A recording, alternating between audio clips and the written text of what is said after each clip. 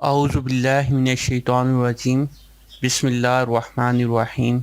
आज की वीडियो में जो वजीफ़ा आपको बताया जाएगा वो मोहब्बत के लिहाज से काफ़ी सख्त तरीन अमल है। इस अमल को आम तौर पर सिर्फ़ 3 बार पढ़ा जाता है।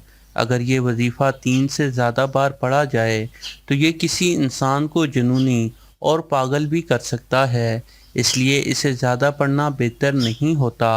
इस वजीफ़े को करने का एक ख़ास तरीका है।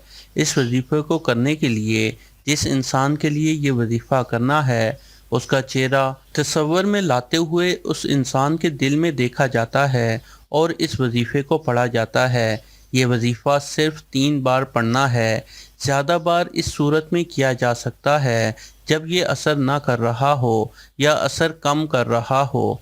इस वजीफ़े को करने की इजाज़त हर मुसलमान को है। इस अमल को नापाकी में ना करें और बावज़ू होकर तन्हाई में बैठकर ये वजीफ़ा उस इंसान का चेहरा तस्वर में लाकर जिस शख्स के लिए आप ये वजीफ़ा कर रहे हैं, चाहे वो आपका महबूब हो या फिर आपका शोहर, उसके दिल में देखकर किया जाता है। दोबारा सुन लें, इस वजीफ़े को दिन में सिर्फ़ 3 बार पढ़ना है, लेकिन अगर इसका असर कम हो या ये असर ना कर रहा हो तो फिर थोड़ा वक्फा देकर फिर 3 बार पढ़ना है। शोर शराबे वाली जगह पर यह वजीफ़ा असर नहीं करेगा, इसलिए इस वजीफ़े को ऐसी जगह पर बैठकर करना है जहां खामोशी हो और ध्यान लगाकर करना है। ये वजीफ़ा सूरह ज़ुआ की एक आयत ववजदक ضالًا फहदा का है, जिसे आप दिन में किसी भी वक्त 3 बार अपने महबूब का तस्वर करते हुए पढ़ सकते हैं। अगर आप महबूब के दिल की तरफ ध्यान लगाएंगे तो इंशाल्लाह महबूब का दिल आपके कब्ज़े में होगा, और अगर महबूब का दिल आपके कब्ज़े में होगा तो महबूब भी आपके कब्ज़े में होगा।